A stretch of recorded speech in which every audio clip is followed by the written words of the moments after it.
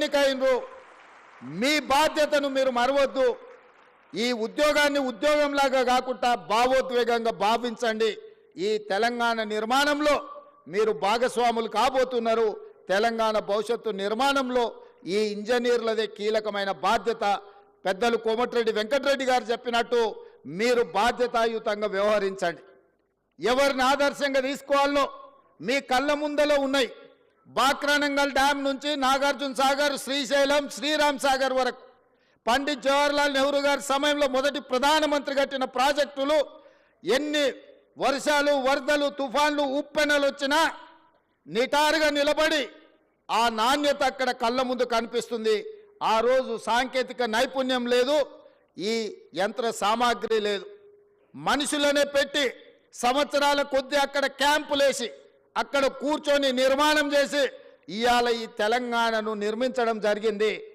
ఇదే కాదు మోక్షగుండం విశ్వేశ్వరయ్య 1908లో హైదరాబాదు నగరాన్ని వరదలు వచ్చి ఉప్పెనై కమ్మేసి వేలాది మందిని పొట్టన పెట్టుకున్నప్పుడు ఆ వరదల్ని నియంత్రించడానికి ప్రపంచంలో ఉండే ఇంజనీర్లందరినీ కూడా వారు సంప్రదించడం జరిగింది అందులో మోక్షగుండం విశ్వేశ్వరయ్యను వారు నియమిస్తే వారు ఈరోజు నిర్మించిన man made wonders Osman Sagar Himayat Sagar మనం ముద్దుగా పిలుచుకునే గండిపేట నుంచి మొదలు పెడితే పురాణపూర్ బ్రిడ్జ్ల వరకు ఈరోజు హైదరాబాదు నగరంలో ఆనాడు ఈ వరదల్ని అనంతగిరి కొండల్లో నుంచి వచ్చే వరదల్ని నియంత్రించడం ద్వారా నిలువరించడం ద్వారా గండిపేట ఉస్మాన్ సాగర్లను నిర్మించి ఖాళీ నీళ్ల కోసమే కాదు వాటిని తాగునీటి వనరులుగా మార్చి లక్షలాది మంది హైదరాబాద్ ప్రజలకు దాహార్తిని తీర్చడానికి మోక్షగుండం విశ్వేశ్వరయ్య నిర్మించిండు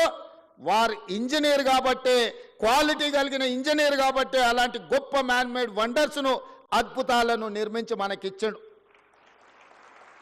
115 సంవత్సరాలైనా మొన్న ఎండాకాలంలో గోదావరి కృష్ణలో కరువు వచ్చి ఎండిపోయి తాగునీటి సమస్య ఏర్పడ్డప్పుడు హైదరాబాదు నగర దాహార్తిని తీర్చింది ఉస్మాన్ సాగర్ అదేవిధంగా ఈ గండిపేట్ ఈ ప్రాజెక్టులు ఆ రోజు మాకెందుకులే అని లేదా ఏ 10 ఏళ్ళుంటే చాలను కట్టినుంటే ఇవాళ మనకు ఈ పరిస్థితిలో మన ఆదుకుంటుండేనా ఇవాళ మీరు ఆలోచన చేయండి అద్భుతమైన నిర్మాణాలు ఆనాడు కట్టిన ఇంజనీర్లు ఉస్మానియా యూనివర్సిటీ కావచ్చు లేకపోతే హైకోర్టు కావచ్చు ఉస్మానియా హాస్పిటల్ కావచ్చు ఈరోజు నడుస్తున్న అసెంబ్లీ కావచ్చు ఇట్లా చెప్పుకుంటూ వెళ్తే హైదరాబాదులో అద్భుతమైన నిర్మాణాలు ఏవైతున్నాయో ఈ హైదరాబాద్కి ఒక చారిత్రాత్మకమైన కట్టడాలను అందించి 100 సంవత్సరాలు ఈ కాలాన్ని తట్టుకొని నిలబడ్డ చార్మినార్ లాంటివి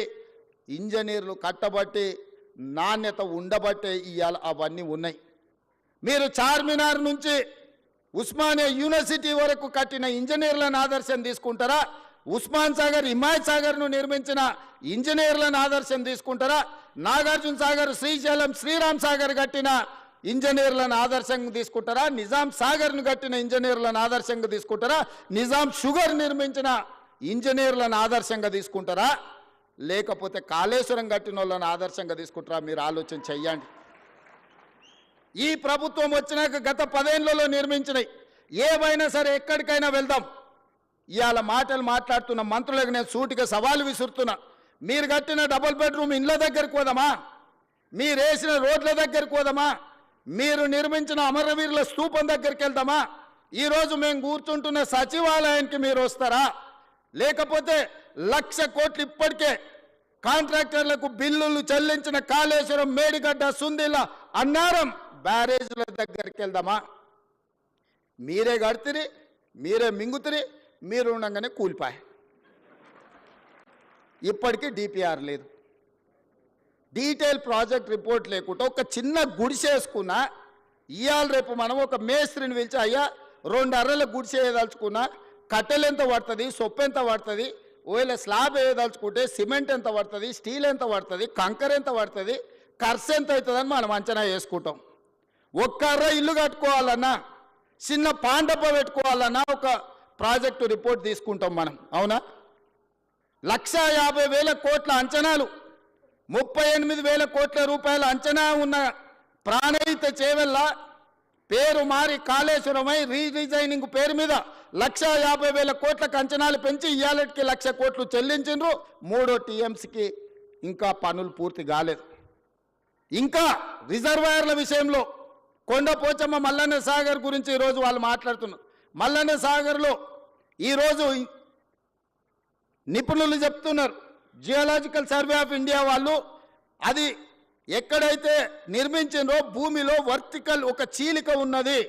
50 టీఎంసీల నీళ్లు నింపిన రోజు అది కుంగిపోయి భూకంపం వచ్చి ఊర్లే తుడిచిపెట్టకపోతాయని చెప్పి వాళ్ళ సాంకేతిక నిపుణులు నివేదిక ఇచ్చారు. గత ప్రభుత్వం ఏ రోజు కూడా 15 టీఎంసీల కంటే ఎక్కువ నీళ్లు నింపలేదు. అట్లాంటి ప్రాజెక్టు మీద 1,00,000 కోట్లు ఖర్చు పెట్టి ఇవాళ కాళేశ్వరం కట్టినామని చెప్పి మాట్లాడుతారు. నేను ఒకటే అడుగుతున్నా, ఈరోజు జరిగిన ప్రాజెక్టులో జరిగిన కమిషను ఈరోజు సాంకేతిక నైపుణ్యం మీద కొంతమేరకే విచారణ చేస్తుంది. బెస్ట్ సాంకేతిక నిపుణులను నియమిద్దాం. మీరు ఎక్కడ కట్టినరు, ఎట్లా కట్టినరు, దీని వెనకాల ఉన్న మర్మం ఏందో ఆలోచన చేద్దాం.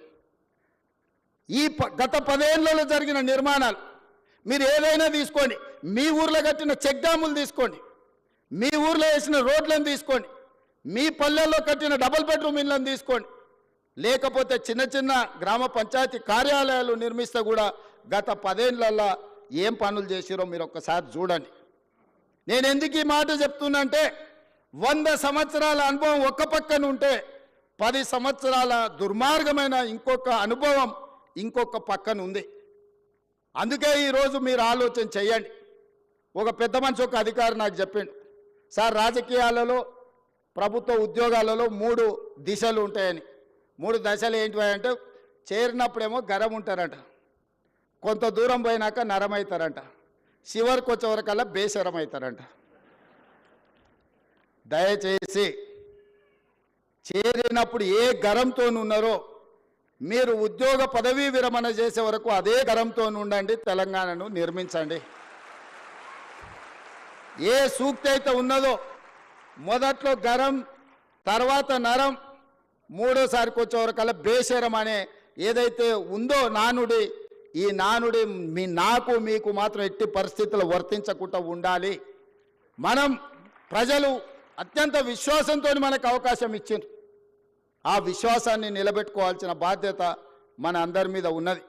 ఇవాళ నేను ముఖ్యంగా 1-2 విషయాలు గుర్తు చేయదలుచుకున్నా, మీరు ఆలోచన చేయండి. గతంలో ఎన్నికలు జరిగినాయి. 2019 ఎన్నికల తర్వాత ఫలితాలు ప్రజలు పార్లమెంట్లో ఇచ్చిండ్రు. వినోద్ కుమార్ గారిని ఓడించారు, కల్వకుంట్ల కవిత గారిని ఓడించారు. 6 నెలలు తిరిగే లోపల ఒకరికి ఎమ్మెల్సీ ఇచ్చిండ్రు, ఒకరికి ప్లానింగ్ కమిషన్ వైస్ చైర్మన్ ఇచ్చిండ్రు. వాళ్ళ కుటుంబ సభ్యులకు ఉద్యోగం పోతే ప్రజలు తిరస్కరిస్తే ప్రజలు తిరస్కరించింది కాబట్టి పక్కన పెట్టాలని ఆలోచన చేయకుండా ఎంబడే వాళ్ళ కుటుంబ సభ్యులకు నియామక పత్రాలు ఇచ్చింది. కానీ 2017లో నోటిఫికేషన్ ఇచ్చిన మీ ప్రిన్సిపల్స్ని ఎందుకు నియామకం చేయలేదు? 2017లో నోటిఫికేషన్ ఇచ్చిన ఫిజికల్ ఎడ్యుకేషన్ టీచర్స్ని ఎందుకు నియామకం చేయలేదు?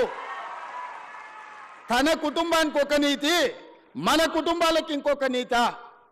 ఇదే ఆ కుటుంబం నీతి. ఇంతకంటే ఉదాహరణగా నేను చెప్పాల్సిన అవసరం లేదు. ప్రతివాడు ముసుగు తొడుక్కుంటాడు, కానీ ఓ సందర్భంలో ముసుగు తీస్తారు. లాలూ ప్రసాద్ గారు ఓ ఉపన్యాసంలో చెప్పిండు, ఊర్లో రజకుడి గాడిద మీద ఒక దుప్పటి, రాముల వారి బొమ్మ ఉన్న దుప్పటి ఉండేదంటే ఎప్పుడో మూటలు మోసే గాడిదకు. అది ఊర్లో ఎవరు చేనులో మేయడానికి పోయినా అక్కడ ఆ చేను వాళ్ళు కొట్టకపోను చూడంగానే దండం పెట్టేదని. గాడిద ఏమనుకున్నదంటే నాకు ఇంత గౌరవం ఉంది, ఈ మొత్తం ఏ గడ్డి అయినా మేయొచ్చు అని ఊరి మీద పడి తింటా ఉన్నది. ఓ రోజు ముళ్ళ చెట్ల నుంచి పోతుంటే ఆ పైన వేసిన బొంత మీద ఉన్న రాముడి బొమ్మ ఉన్న బొంత ఆ చెట్టుకు తగిలి అది బయటికి పోయింది. గాడిద చేనులకు పోయి మెయ్యంగానే దుడ్డు కర్ర తీసుకొని కొడితే నడ్డి ఇరిగింది. ఎందుకు చెప్తున్నా అంటే ఆయనకు కూడా తెలంగాణ ఉద్యమం అనే ఒక ముసుగు రక్షణ కవచం కొంతకాలం ఉన్నది. ఆ తెలంగాణ ఉద్యమం కోసం మీరు అందరు చేతులు ఎత్తి దండం పెట్టారు. అది వారి గొప్పతనం అని వారు అనుకుంటున్నారు. అది తెలంగాణ ఉద్యమం యొక్క గొప్పతనం, విద్యార్థిని నిరుద్యోగ యువకుల యొక్క త్యాగం.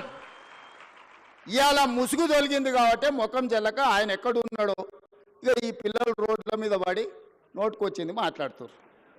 10 ఏళ్లలో మీరు చేపట్టని నియామకాలు 10 నెలల లోపల ఈరోజు 60,000 ఉద్యోగ నియామకాలు రేపు 9 తారీఖు నాడు ఎల్బీ స్టేడియంలో 11,063 టీచర్ల ఉద్యోగ నియామక పత్రాలు అందించడం ద్వారా తండాలలో, గూడాలలో, మారుమూల